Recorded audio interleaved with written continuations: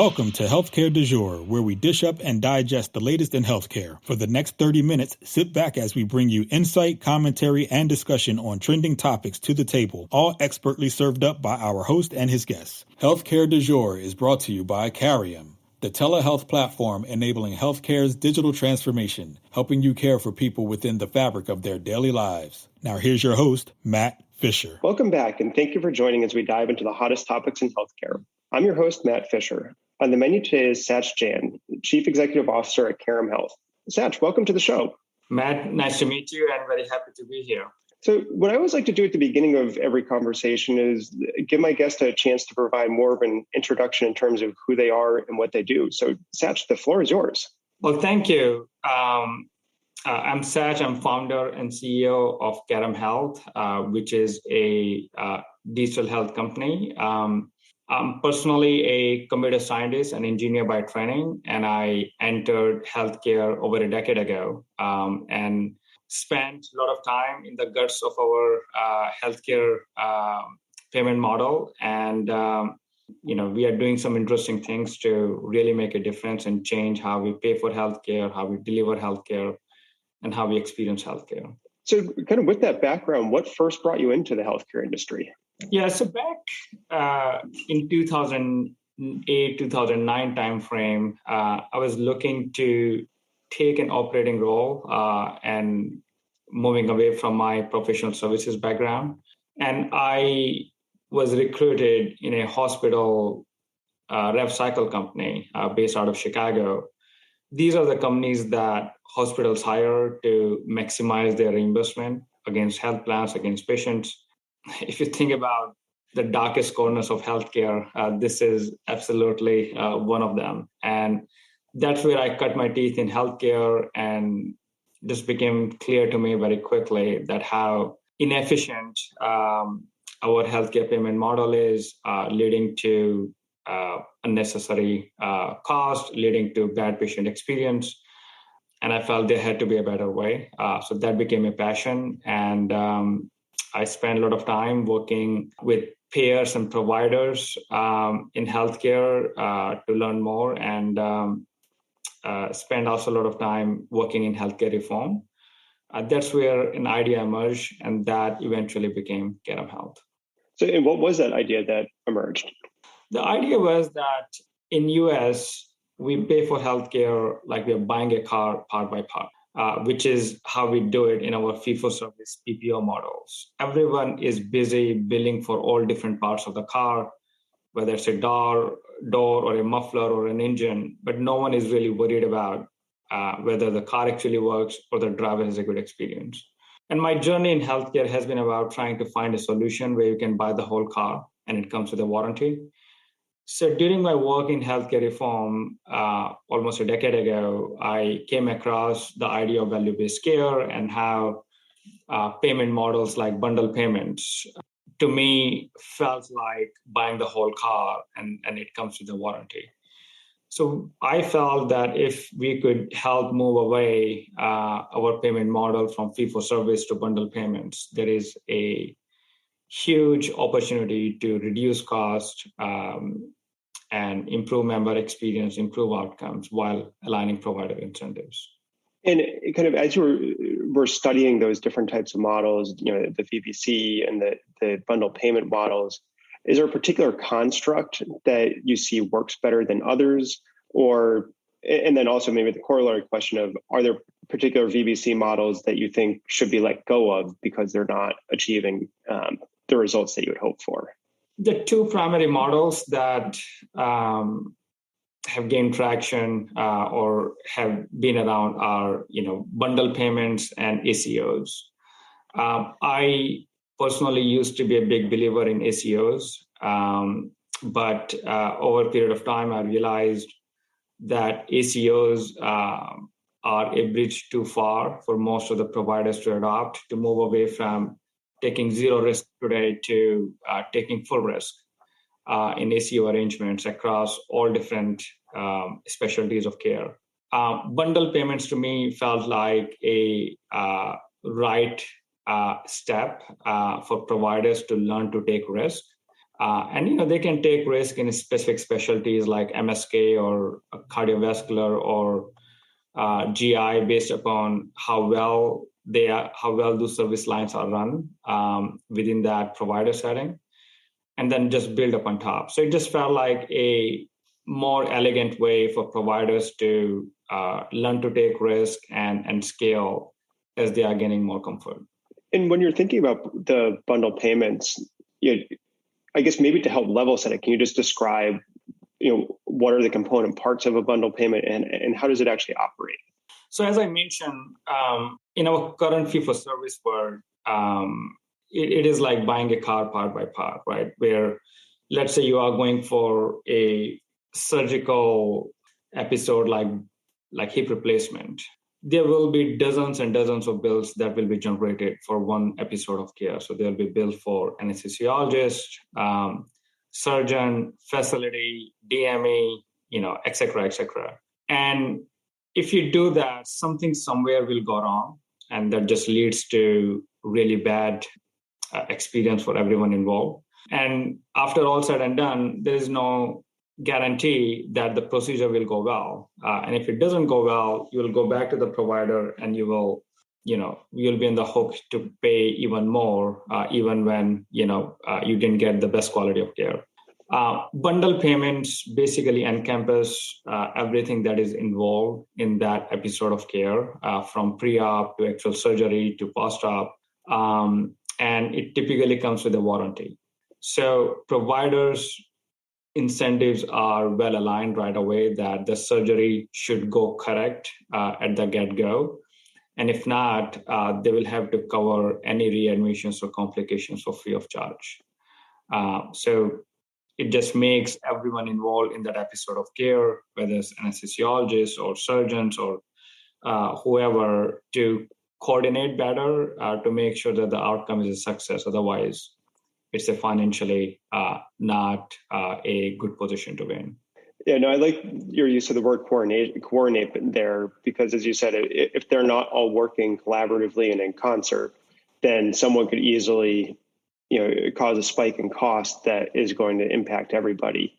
I think as you've said a couple of times, by increasing that efficiency and the efficacy, at the end of the day, you're going to improve the patient experience, which probably then creates a circular positive feedback, because if you have a good experience, you get, other positive kind of elements that can trail off of that as well. Absolutely. This is all very much correlated, and it's not, if you improve quality, that means you are reducing readmissions complications down the road. That means you are improving cost. So it's, to your point, it's a cycle that repeats every time you do it correctly. So kind of thinking about the bundle payments, what are you focused on today in terms of, kind of some of the cost control measures, or, helping to improve patient experience and patient satisfaction? At Carrum Health, when we started the company 7 years ago, the mission was to help the system move away from fee-for-service to value-based care arrangement like bundle payments. And our focus initially has been on surgical care, which is the biggest spend area of employers. Roughly half of the employers' benefit spend is on surgical care, and it's a complete Wild West. There is typically no correlation between the cost of the procedures and the quality of the procedures. Employers also pay roughly 2.5x for these standard surgical procedures than what Medicare pays. And almost a quarter of the surgeries are unnecessary. I got one myself and still upsets me. And so to address a lot of these challenges, what we did at Carrum Health, we built industry's first Centers of Excellence platform that connects self-insured employers directly with top providers using standard bundle payment arrangements. And by doing so, we are able to bring down the surgical case spend by almost half. We use a combination of unit cost reduction for these procedures with unnecessary surgery avoidance treatments. And both of those factors lead to reduction of almost 50% in the surgical cost of the employers. And we do that while dramatically improving member outcomes and experience. Today, we are working with over 100 plus employer groups across the nation in both public and private sector. We're working with several Fortune 500, Fortune 100 companies, such as 3M, United Airlines, US Foods, Quest Diagnostics, etc., and state governments like state of Maine. On the provider side, we are partnering with the best of the best institutes in US, including Cleveland Clinic, Mayo Clinic, Johns Hopkins, Rush Medical Center, Stanford, etc. And by making those connections, employers immediately see a huge impact in their surgical care cost, while helping employees in a situation which is very stressful, because getting a surgery is in many ways a life-changing event, and employees need support, employees need some empathy and guidance to make sure they get on the other side with the best possible outcome. And in some cases, the best possible outcome is no surgery. And the way we have built this model, it enables those outcomes to happen. I think there's a lot to unpack there. And I think one of the first topic I'd like to explore is, that concept of an unnecessary surgery. So can you help define what that actually covers? Given how providers are incentivized today in our fee-for-service model, there is a perverse incentive to do more than what is right. And as a result, we see this huge issue of unnecessary surgeries happening. By some estimate that have been done, almost a third to a quarter of the surgeries are unnecessary in US. And the reason they are unnecessary is because the quality of life of a member could perhaps have been better if a less invasive treatment would have been tried instead of being quick to cut and do a surgery.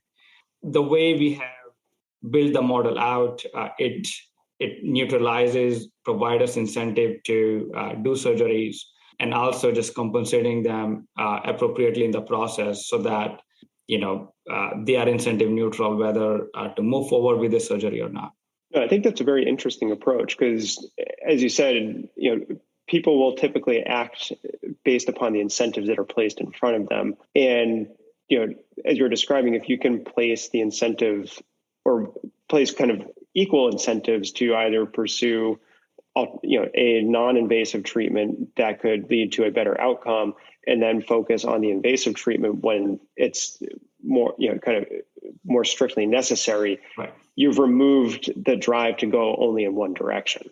Exactly. And it has been, the primary issue that just leads to a lot of these unnecessary surgeries. And if an unnecessary surgery happens, it's such a bad outcome for the member who now has a huge impact on the rest of the quality of life, because there are things that have happened that are irreversible. I myself got an unnecessary surgery on my armpit, and in hindsight, we realized that was completely unnecessary, and it still bothers me enormously. And it's also a really bad outcome for the employers who did not have to pay for their surgery when it was unnecessary. So taking those unnecessary surgeries out is a huge part of the Carrum mission. And the way we have aligned incentives of the providers using assessment bundles that we put in place, it has reduced the proportion of these unnecessary surgeries by 30%. RAND Corporation, which is a big think tank, conducted an independent peer-reviewed study on Carrum, and they validated that when employers implemented Carrum, there was a 30% reduction in unnecessary surgeries. Those are pretty significant, kind of improved outcomes and changes in behavior. And for those of you just joining, I'm talking with Sach Jain from Carrum Health. We've been talking about bundle payments and then leading into unnecessary surgery. And kind of where I'd like to go next it goes back to another piece of, kind of the mission that you were talking about, which is not just that you're trying to address the misaligned incentives that foster unnecessary surgery, but you're talking about bringing employers and the health systems together to, it sounds like, directly contract with each other for the bundles that you've helped create. So can you talk about some of the challenges and, kind of surprises that you've seen as you've brought, the employers and the systems together? Since I think most people would typically expect there's an insurance company in the middle of that somewhere.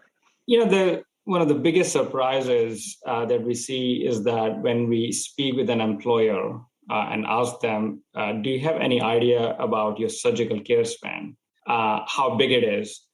They typically cannot answer that question. The way employers receive the reports from their carriers about their total benefit span, it is typically broken down by specialties. That in orthopedics, this is the span; in spine, this is the span; in oncology, in cardiovascular, these are the span. But there is no horizontal layer where an employer is given an insight that this is your overall surgical care span, and it is typically 40 to 50% of their total span. And you might have heard of, so many digital health companies doing a lot of great work to change how we, practice and experience healthcare in US. But most of those companies are focused on primary care and chronic care. Surgical care has been largely untouched by the whole digital health revolution that is happening. It is, it's unbelievable that part of the span is roughly half of the total span of the employers. So we are trying to shine light on that span and educate employers that why they should pay attention to it and what are the different ways they can manage that span better while helping employees in the process. What are some of the tools that help to shine the light on that cost impact and kind of to help expand out that data? Because I think you just said that a lot of employers aren't getting Right. the level of detail that might allow them to more readily understand the level of spend on surgical care. So we have published a lot of white papers on this topic based upon some macro data analysis that we have done that highlight typically how much employers spend on their surgical care and what percentage of their employees are responsible for driving that spend. It's typically 5 to 10% of the members who go through a procedure in a year are driving this 40 to 50% of the spend. So it's a huge, huge number, and it is addressable by making sure this small set of members are educated and have access to a solution that can guide them in the right direction and make sure they have access to the best quality of care. As we engage with employers in a one-on-one setting, we also conduct claims analysis for them that makes it very easy to understand that based upon their claims history, where those claims are going and what portion of those claims are going through surgical care, what portion of those claims are going through, episodes that Carrum Health covers today. So it's a fairly black and white process, and it's typically almost an eye-opener for an employer to understand what they did not know before. Yeah, no, I think you're probably absolutely right in terms of the eye-opener aspect to it, because it's, so many employers have self-funded health plans or they're, funneling a lot of money over to it, but it's probably very rare that they would have internal expertise to fully appreciate what they're trying to manage. So it does require, assistance and someone being able to break it down and make it, present the information in a much more understandable format. That is absolutely right. The proliferation of point solutions in healthcare that are targeting self-insured employers has exponentially increased over years. But the size of the benefits departments has largely stayed the same, if not has gone down over the same period of time. So the pressure on benefits leaders to get a good sense of where different solutions are focused on, which solutions truly impact their cost and quality continuum versus those are nice to haves. It's a lot to decipher, and so we take this as our role in this space to educate employer about this specific area, which is almost half of their total spend, and it's getting a lot of attention. No, I think that's great because it's I would imagine in an area where some people might be resistant to trying to have to dive into it because they'll just say, oh well, someone else is taking care of that for me, or kind of as you said, it's so it can be so difficult to understand because vested parts of the industry might be setting it up that way to maintain control over whatever aspect that they're helping to run. That is exactly right. And also historically, there has been a lot of noise in this space about what truly the spend is and how solutions like centers of excellence can truly impact that spend. And what has been a huge breakthrough is earlier this year, as I mentioned, Brand published a peer-reviewed study on this space where they studied Carrum employers and saw the impact of using our solution before and after implementation. And they found out that after employers implemented Carrum, their surgical spend for the procedures that went through Carrum went down by 45%, while 30% of the unnecessary surgeries were avoided. And when the surgeries did happen, the quality outcomes were 3 to 4x better. So you combine all of that, and given it is an organization like RAND that has conducted the study, it helped enormously to educate the space about why employers should pay attention to this area of care, and why solutions like ours can truly make a huge impact on both the cost as well as quality for the employers. And kind of thinking about the cost and quality aspects, and kind of circling back around a little bit to some of what we talked about, where it can be difficult to get clear information or clear responses. Are there any outside factors, like any regulations or other government or kind of third-party action that you've seen that have helped to free up and make it easier to get at some of the data that you find to be helpful and getting some eyes to be opened? I will say, from a regulatory standpoint, a big event was, healthcare reform over a decade ago that created incentives for providers to try bundle payments for Medicare. And where we are today, it is fair to say that led to change of the mindset among providers to think differently. But we believe that just the regulatory obligations are not necessarily going to change the needle for the providers. So at Carrum Health, what we have tried to do is to create the right financial incentives for providers to partner with us in these bundle payment arrangements. And they see the huge upside where by partnering with Carrum and being able to deliver care in a bundle payment setting, they see increase in the volume, while also, by being very cost efficient, they are able to improve the profit margins in these models. So I will say, while regulations help created this space, but now it is being driven by having the right financial incentives in place for providers to participate and do well in these arrangements. Yeah, and kind of arguably that's the ideal transition that you would think would occur, where it's, one of the older adages is Medicare will implement a change that then kind of sets the precedent for the private and commercial markets to build upon and further iterate, where you've got some freedom to kind of innovate without the regulatory constraints.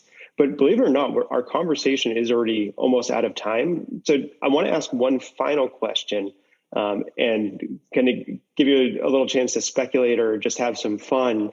But if you had the power to make one immediate change to healthcare, what would you do? I think we do believe that in the 5 to 10 years from now, fee-for-service will continue to shrink dramatically, and it needs to shrink for providers to focus and move towards value-based care models. So if I have a magic wand, I will, both from Medicare, Medicaid, and commercial standpoint, figure out a way for providers to dramatically move away from fee-for-service style care delivery to a value-based care delivery. And I think that would be a pretty fascinating change to see occur more quickly. But as I said, believe it or not, we are already out of time. So I want to thank my guest, Sach Jain, for a great conversation today.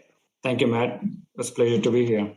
And thank you to everyone listening. Keep the dialogue going and connect with me at #HCDEJURE. I'm Matt Fisher. Until next time.